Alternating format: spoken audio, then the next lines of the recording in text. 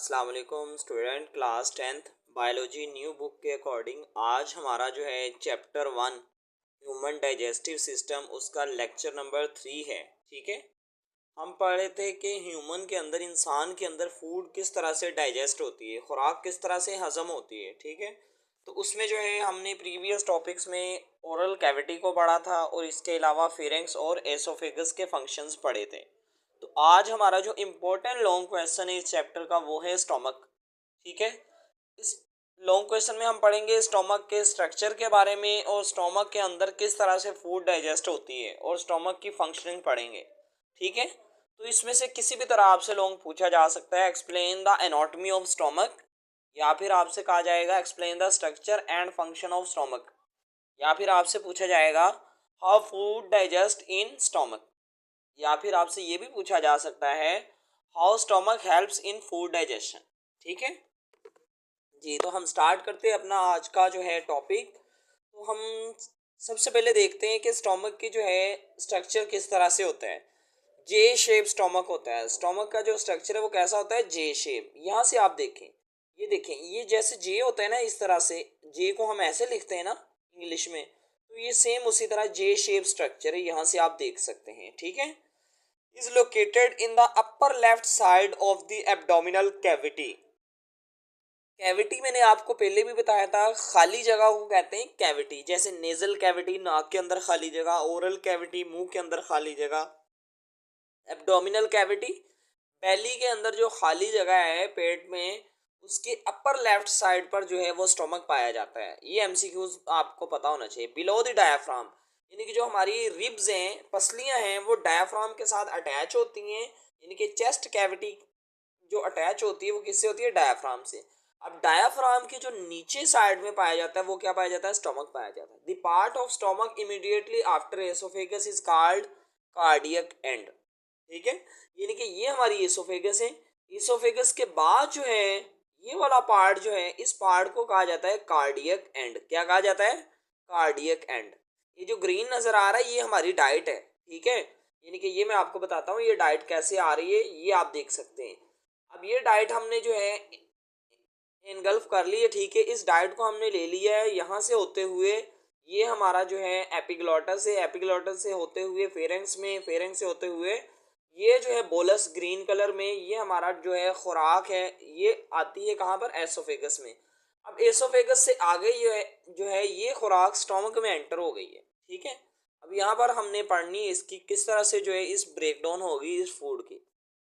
Ji, cardiac and समझ आ गई है। ये जो एसोफेगस और स्टोमक के दरमियान जो एंड है उसको क्या कहते हैं, cardiac and. While the part before small intestine is called pyloric and. यानी कि जो स्टमक का पार्ट है इससे एसोफेगस और स्टोमक के दरमियान, इसको कहते हैं कार्डियक एंड। और जबकि यहाँ पर स्टोमक एंड हो रहा है और स्मॉल इंटेस्टाइन स्टार्ट हो रही है, इस पॉइंट को कहते हैं पाइलोरिक एंड। कार्डियक एंड और पाइलोरिक एंड में फर्क दोबारा से समझ लें। ये कार्डियक एंड है, यानी कि स्टमक जब स्टार्ट होना है उससे पहले एसोफेगस है। एसोफेगस और स्टमक के दरमियान जो एंड है वो क्या है, कार्डियक एंड। और जो है स्मॉल इंटेस्टाइन और स्टमक के दरमियान जो एंड है वो है पाइलोरिक एंड। क्लियर हुआ जी student. At the junction of the oesophagus and stomach there is sphincter called cardiac sphincter. अब कार्डियक स्फिंक्टर की आपको डेफिनेशन पता होनी चाहिए।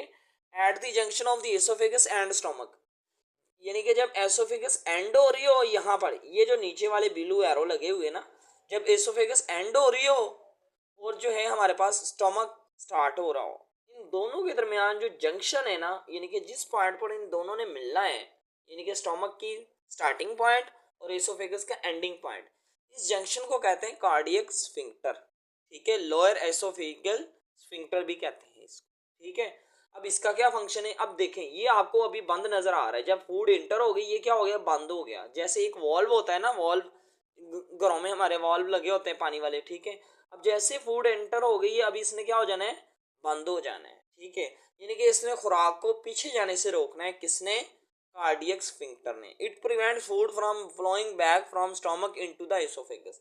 इसने दोबारा से खुराक को जो है एसोफेगस में नहीं जाने देना, कार्डियक स्फिंक्टर ने।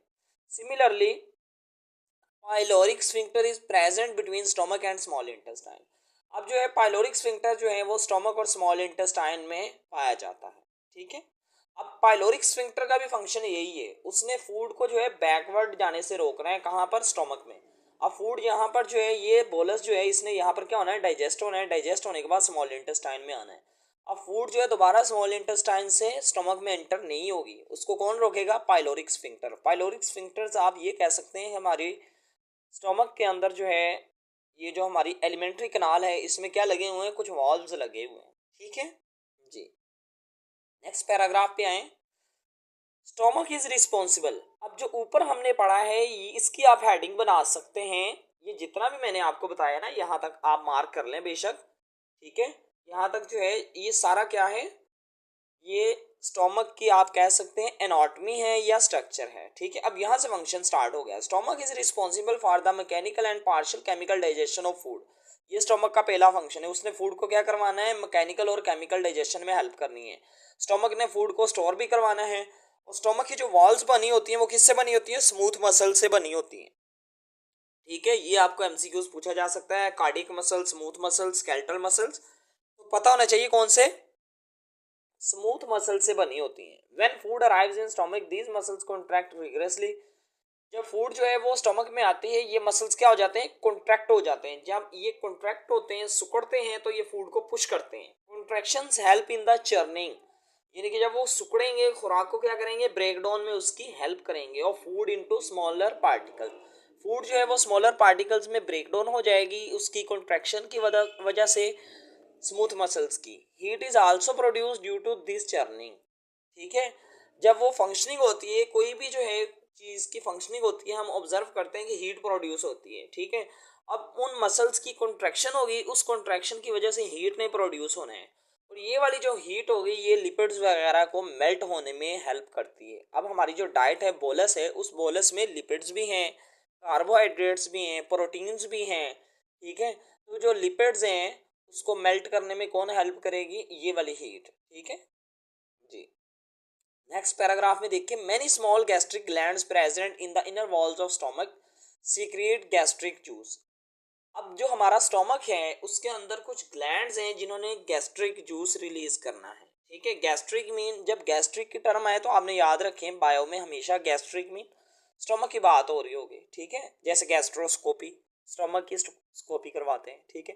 तो गैस्ट्रिक ग्लैंड्स ने जो है गैस्ट्रिक जूस रिलीज करना है। गैस्ट्रिक जूस बेसिकली कोई जूस नहीं है, ये आपको पता होना चाहिए। गैस्ट्रिक जूस जो है ये एक सिक्रीशन है जिसने फूड की तोड़ फोड़ में हेल्प करनी है, ठीक है। या आप ये कह लें कि जैसे जो है हमारे किसी भी घर में कोई चोकिंग होती है, कोई भी जो है पाइपलाइन चोक होती है, तो हम क्या करते हैं, तेजाब डालते हैं, एसिड डालते हैं। वो तेजाब क्या होता है, उस चोकिंग को क्या करता है, क्लियर करता है, ठीक है। It contains hydrochloric acid and inactive enzyme pepsinogen.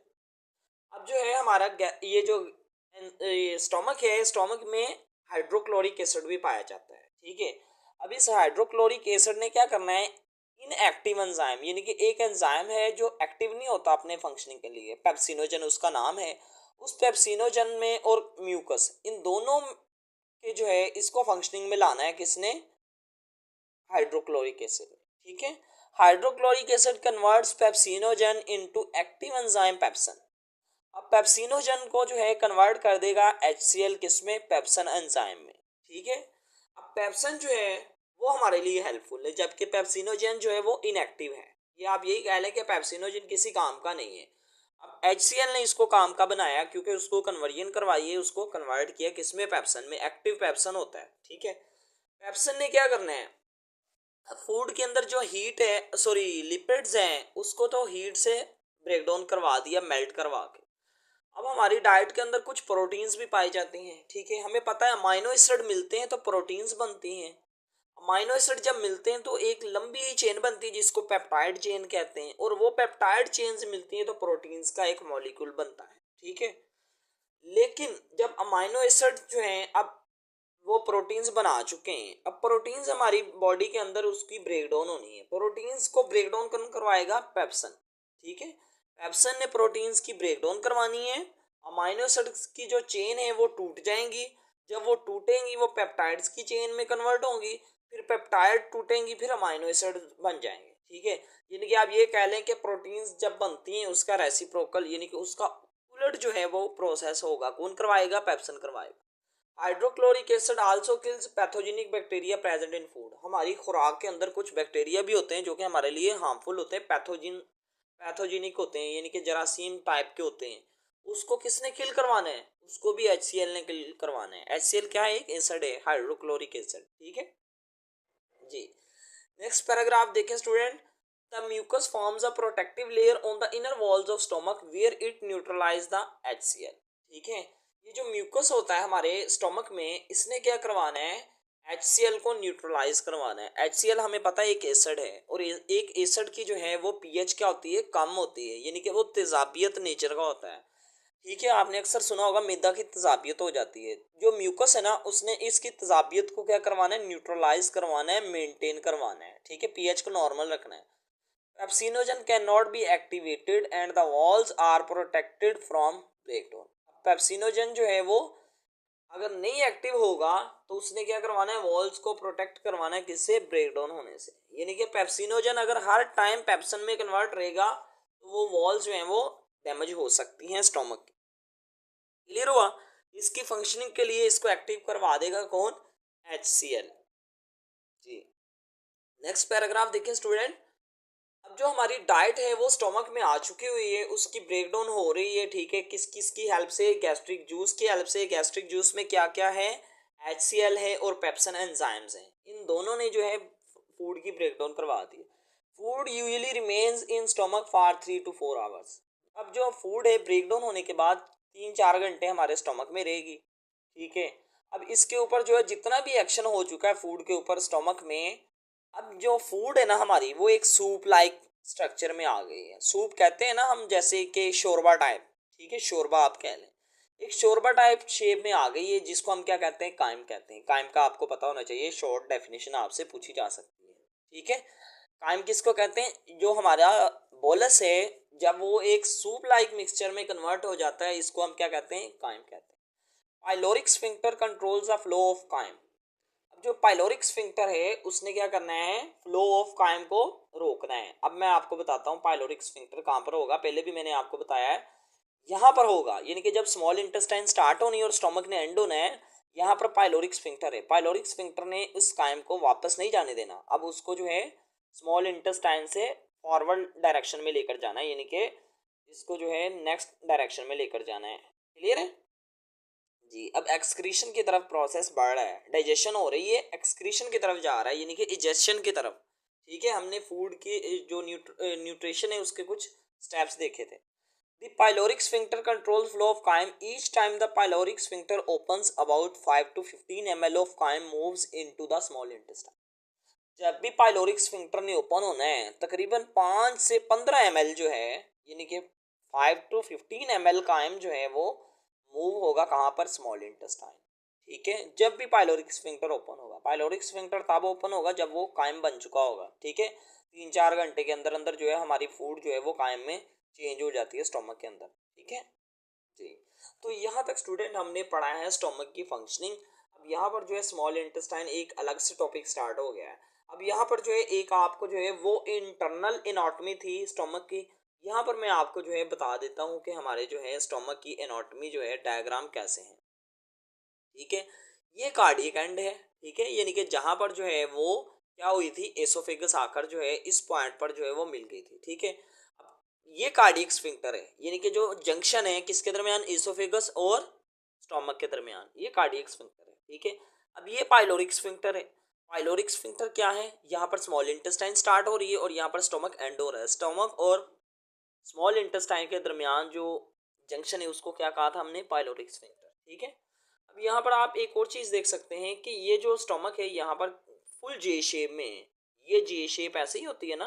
ठीक है, ये मैं ड्रॉ करके बता रहा हूँ, ये जे शेप है। ठीक है, इसके अलावा हमारे स्टोमक के अंदर क्या क्या हो सकती हैं, ये गैस्ट्रिक ग्लैंड्स हैं। कुछ ग्लैंड्स मैं आपको बता देता हूँ। Pepsinogen secreting sales. ठीक है, ये कुछ सेल्स हैं जिन्होंने पेप्सिनोजन को सिक्रेट करना है। ठीक है, अब जो ग्लैंड्स का फंक्शन होता है ना स्टूडेंट, वो आप एक अलग टॉपिक में पढ़ेंगे। ग्लैंड्स का फंक्शन जो है वो सिक्रीशन करना होता है किसी भी टारगेट एरिया में, जो है बॉडी के अंदर टारगेट सेल्स में जो है किसी भी चीज़ की सिक्रीशन करवाना। जैसे कि पेप्सिनोजन की सिक्रीशन है, HCl सिक्रेटिंग सेल्स जिन्होंने HCl को सिक्रेट करना है। म्यूकस सिक्रीटिंग सेल जिन्होंने म्यूकस सिक्रीट करना है, ठीक है।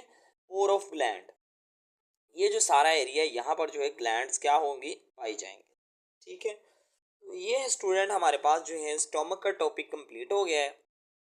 क्लास 10th बायोलॉजी के जितने भी लेक्चर जो हैं मैंने इसी चैनल के ऊपर अपलोड किए हुए हैं, ठीक है। फर्स्ट चैप्टर हमारा चल रहा है। इस तरह से केमिस्ट्री, फिजिक्स, मैथमेटिक्स के सारे टॉपिक्स जो हैं वो सारे के सारे लेक्चर्स इस चैनल के ऊपर अपलोड करते जाएंगे। तो अगर आप क्लास 9th के स्टूडेंट हैं, क्लास 10th में आपने मूव करना है, तो आप चैनल को सब्सक्राइब कर लें, ताकि जब आप जो है क्लास 10th में जाएं, आपके लिए जो है सारे के सारे लेक्चर आपको इस चैनल के ऊपर मिल जाएं। उम्मीद करता हूँ आपको जो है वीडियो अच्छी लगी होगी, सारे लेक्चर की समझ आई होगी। अगर नहीं भी आई हो तो आप मुझसे पूछ सकते हैं कमेंट सेक्शन में, ठीक है। तो इसके अलावा स्टूडेंट मैं आपको थोड़ी सी बात बता दूं कि बोर्ड में ये आपसे किस तरह से शॉर्ट भी इसमें से पूछे जा सकते हैं, ठीक है। अब स्टोमक की फंक्शनिंग अलग से पूछी जा सकती है, इसका स्ट्रक्चर अलग से पूछा जा सकता है, ठीक है। गैस्ट्रिक ग्लैंड्स क्या होती हैं, पेप्सिनोजन का क्या फंक्शन है, पेप्सन को कौन एक्टिव करता है, ठीक है। तो ये सारी चीज़ें जो है आपसे शॉर्ट क्वेश्चन में भी पूछी जा सकती हैं। लाजमी नहीं है कि ये सारा का सारा आपसे लॉन्ग ही पूछा जाए, ठीक है। इसके अलावा कार्डियक एंड क्या होता है, पाइलोरिक एंड क्या होता है, कार्डियक स्फिंक्टर क्या होता है, पाइलोरिक स्फिंक्टर क्या होता है, तो ये चीज़ें आपने जो है सारी की सारी जो है अच्छे से याद कर लेनी है। अगर वीडियो अच्छी लगी है तो वीडियो को लाइक कर देना, और अगर आप चैनल पर फर्स्ट टाइम आए थे स्टूडेंट तो चैनल को सब्सक्राइब कर देना।